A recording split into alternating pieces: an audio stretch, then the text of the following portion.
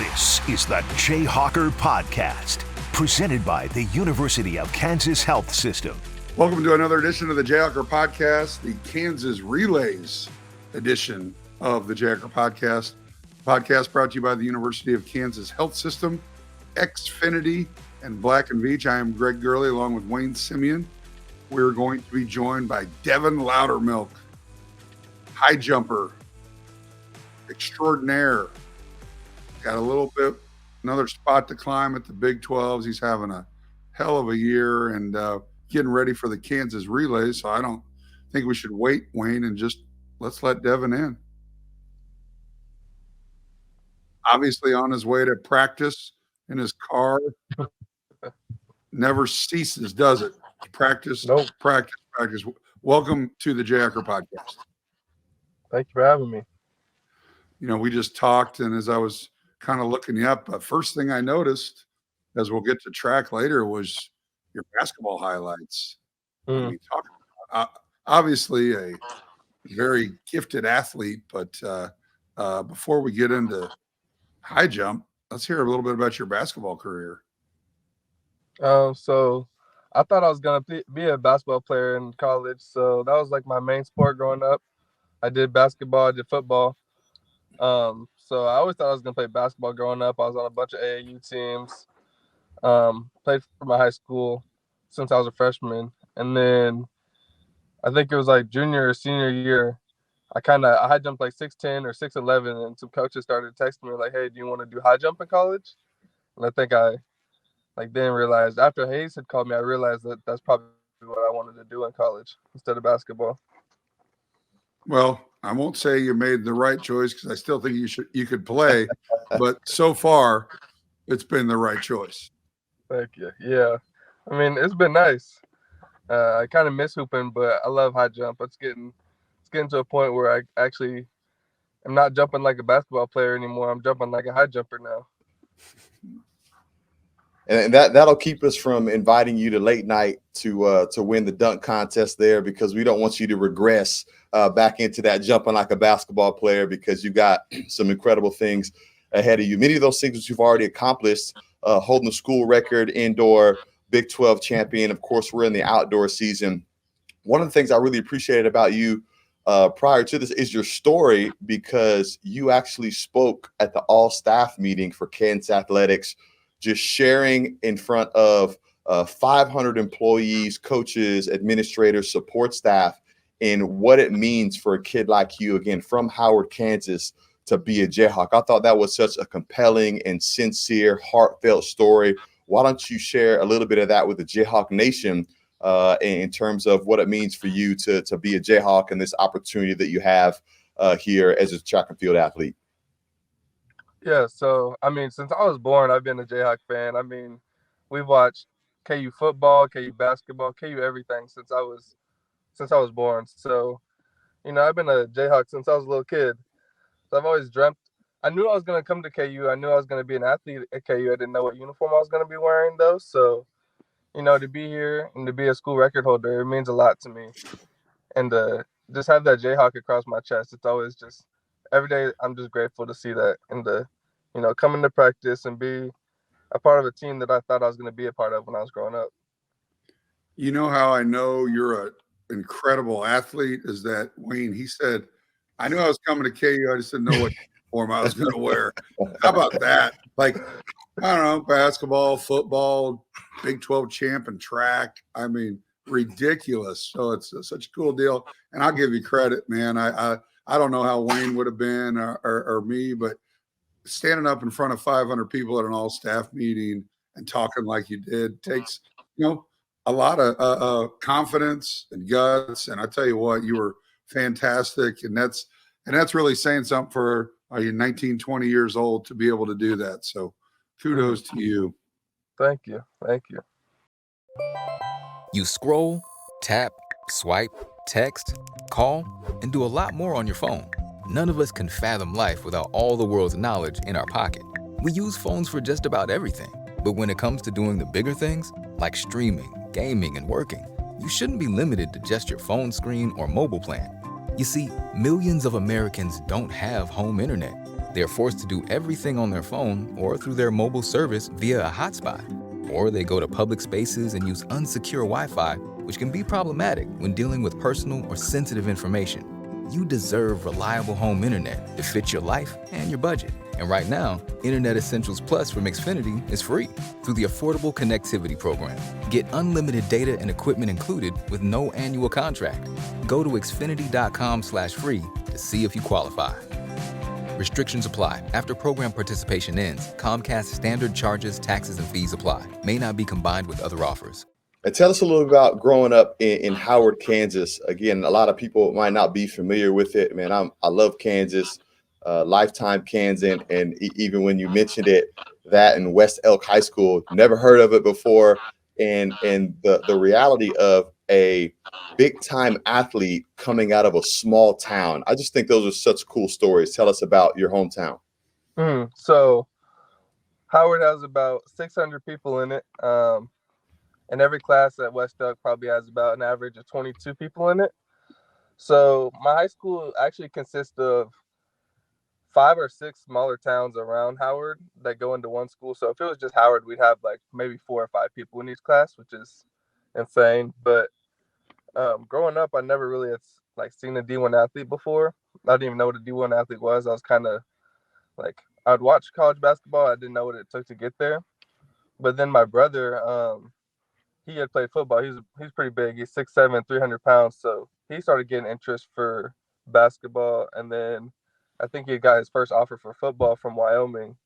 And then I think the next week he had 10 or 12 different offers from like Oregon and KU, K-State for football. And I started to realize we were going on these visits. I started to realize, hey, like this is something we could really do if we just like put our head down and go to work. So I mean, there's not a lot of distractions in Howard. We're always outside playing sports anyways, always lifting, always working. So, I mean, I really made it a goal to just get myself in as good a shape as I could so I could perform at the next level because I knew I could get there. It just really didn't have the coaches or anything to help me. I just knew I had to do it myself, and ask my brother for help. So take us through, we're in KU Relays Week. Take us through the next month of competition. Yeah, so since last week, I think I had got a pretty good mark. I jumped 7-1, so I got my regional mark. So we're going to probably train through the Kansas Relays. So I'll probably jump through Kansas Relays with dead legs just to make it easier on myself when it comes to championship season, feeling a little lighter, feeling a little bouncier. So I'll probably jump through Kansas Relays through a hard cycle. The next week after that, or the next meet after that, we'll have the Rock Chalk Classic. I'll probably jump off that, but I think I'm going to jump from short approach for that meet just to work on some different things like my curve and stuff like that. And then we're going to give it a rest for a week, and then I think conference is that next week. So training pretty hard for the next three weeks. These meets are going to be pretty hard to jump at, but I think it'll be good because I'll be feeling light by championship season. You know, KU Relays is one of the most historic track and field events, not only west of the Mississippi, but also just regionally around here. Did you grow up coming to the KU Relays, maybe even competing in it as a high school athlete? And what does it mean to you to be able to give it a go here this week? Yeah, actually growing up, I think 2 weeks before the KU Relays, when I was like 15 or 16 years old, my coach was like, "Can you high jump?" And I just was like, "No, coach, I'm a hurdler. I run, I do long jump. I don't do high jump." So we went home a week before Kansas Relays. I did high jump. And then my coach was like, "Why don't we just go to Kansas Relays and try it out?" So tried it out. I think I got like 8th or something at this meet. Some 14-year-old jumped like 7 feet. And that really opened my eyes because I had never seen anyone jump that high in my life, especially a 14-year-old. That was something I've never expected to ever see. So that was my first experience at Kansas Relays, and I knew I really liked it because I mean the energy was crazy. It was my first big track meet ever. I mean all the track meets I've gone to in Howard have like 10 people at them maybe. So Kansas Relays really opened my eyes and showed me that there's a lot of good competition out there. So I really love it. What a cool story. You're gonna go from getting beat by a 14-year-old at the Kansas Relays in high school to atop the podium coming up here as one of the top high jumpers in the country. That's going to be great. Yeah. Hey, earlier you used some terms to the novice track guy. You said I might dead leg it through it, or my curve, and some of the other things that you said. I don't know what you're talking about. So if you could you give our listeners a bit of an explanation on some of those Hey, terms? don't say listeners. You're speaking directly to Greg on this, man. Take him to school, Devin. Take him to school. Yeah. You know, Wayne, so great athlete that Wayne is. You know what he was saying? Yes, and I do know what a short approach is as well. But go ahead and take it from there, Dev. Yeah. Okay. So when I mean dead legs, we'll have a harder cycle this week. So normally we train pretty hard during the fall, and then we just ride it out and just try to stay in shape. But for this week, we're gonna try to crank it up a notch, hit the weights, hit more sprinting, hit like stuff like that. Because I'm not training for Kansas Relays at this point. I'm training for Big 12s and for nationals. So my legs will kind of be a little tired, a little shaky for these meets, which is okay with me because my coach wants me to jump off them anyways, just to get some practice jumping at bars when you're tired and getting practice at, when I'm not feeling my best. And then, so for my curve, in the approach, you run your straight and then you run your curve. So if I do my short approach, and I'm a power jumper, so when I do my short approach, my curve is probably the biggest part of my jump. That's what gives me my spring. That's what gets me everything. So if we do short approach the next at Rock Chalk Classic, I think that'll work on my curve.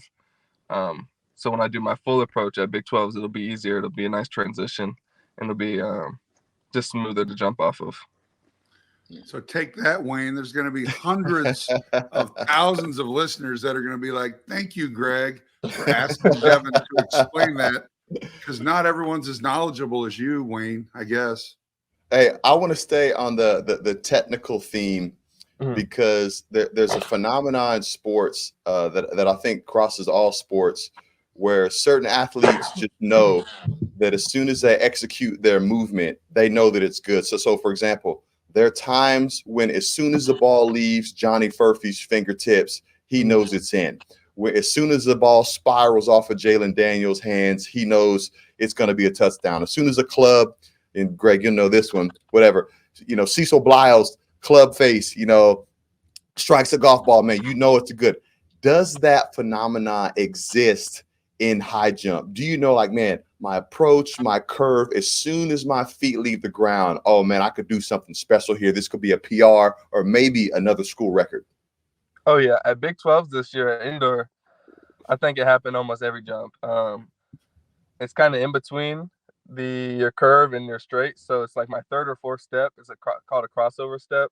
It's what sets up your curve, and it's right then at the crossover step is when I normally know I'm going to make a bars, because my back's lean back, or I'm real lean back, my chest is high, and I can feel the torque like on my feet before I hit the curve. So during that crossover step, you can definitely tell you're about to bomb a bar or you're either going to hit the bar. So it definitely does happen like that. This is a tough question because you don't know what others are going to do, but what's the height in your mind that you think you got to hit to win the Big 12s and go on into the Nationals? To win Big 12, I think this year, the Texas Tech kid, he's getting a lot better. And I saw his jumps at 7.4. They were pretty good. So I think it'll take 7.4, 7.5 again for outdoors to win it. And then for Nationals, they have the Bowerman watch this guy, Momaine Beckford.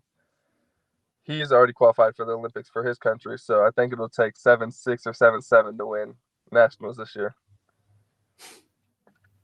Wow, pretty incredible. So, hey, talk to us about the coaches that you get a chance to work under here at KU. You go from being a high school kid to having your track coach having to convince you to have to do high jump at the KU Relays. And now you get to learn from Coach Tom Hayes, one of the best vertical jump coaches in the history of track and field. And not only that, you get a chance to coach and learn under the future head men's Olympic track coach in Stanley Redwine. Man, well, your coaching game has elevated significantly since being at KU. So brag about your coaches and tell us how they've developed your technique and helped your success. Yeah, I mean, coming in, I never had a coach. I think I learned high jump off of YouTube. So my approach in high school, my whole jump in high school was just the most ugliest thing I've ever seen. Even Coach Hayes had told me that. He was like, first day of practice, he was like, "What's your high school approach?" And I just said, "I don't have an approach. I'd go to the meets and I'd just jump the bar." So that was first thing we fixed. We got my approach right. He put me in the right positions, and Coach Hayes is just one of the smartest men I know. Like, that guy is a genius when it comes to pole vault and high jump. He just knows too much. So I mean, he put me in the right positions. He gave me the workouts to do, and he's just helped me so much because without him, I don't know if I would even know how to high jump at all. When I first came in, it was kind of a rough transition because I was jumping 6'6", 6'7" when I was a 6'10" jumper in high school. But he had always told me that there's a little transition. You got to go down before you go up. And at this point, I was kind of half botting at that time. I don't think I've ever felt a dip like that in any sport in my life. So it was kind of a rough period.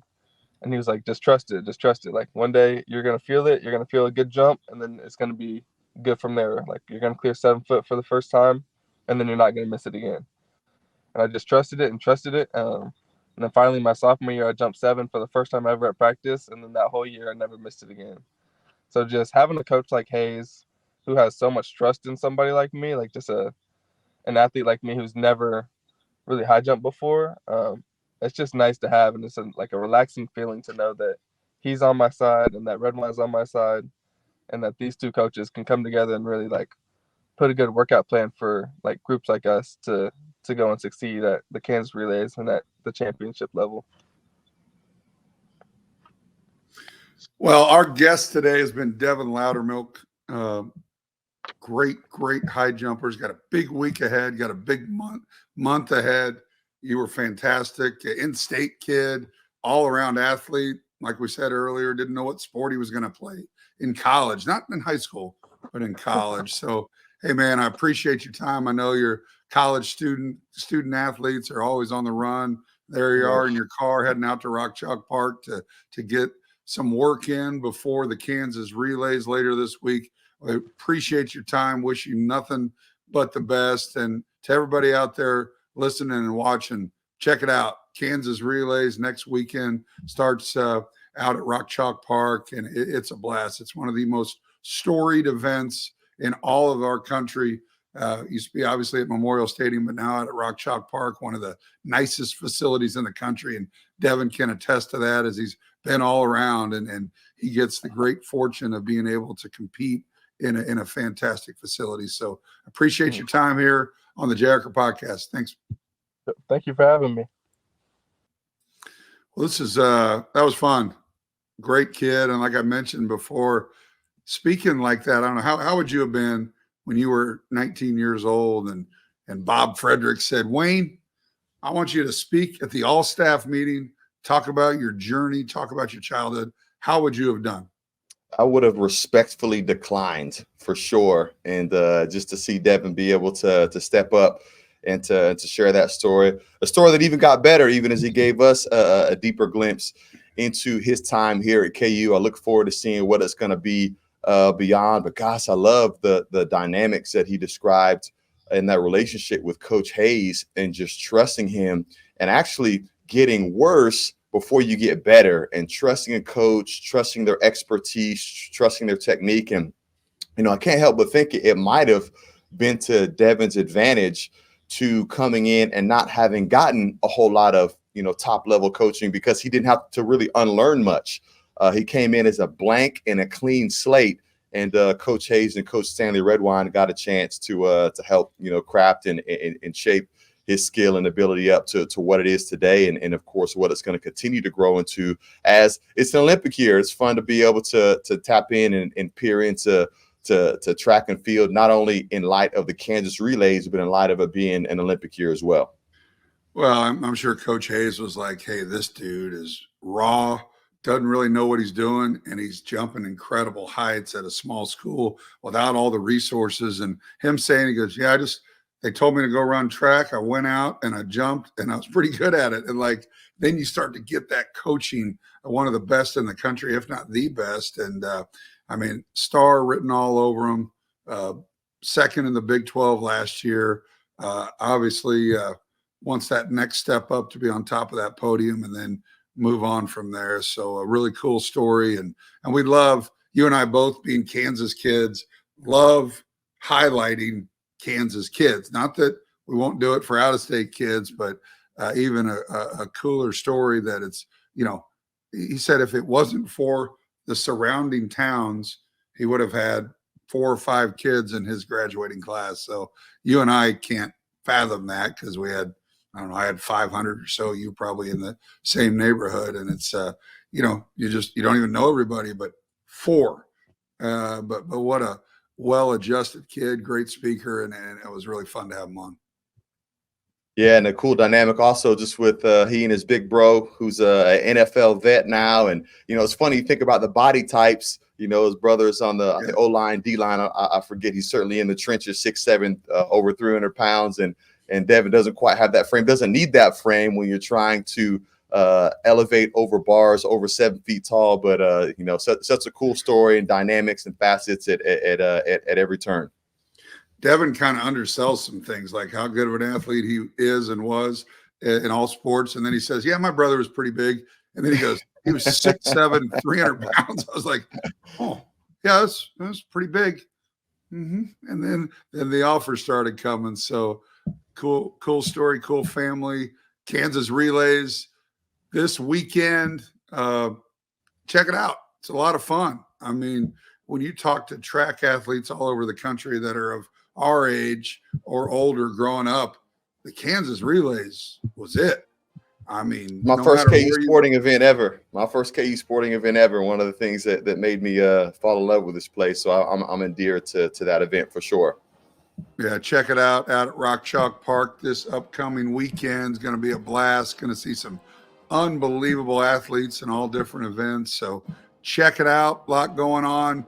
Kansas Relays, Greg Gurley, Wayne Simeon, Jayhawk podcast, brought to you by the University of Kansas Health System, Xfinity, and Black & Veatch Rock Chalk.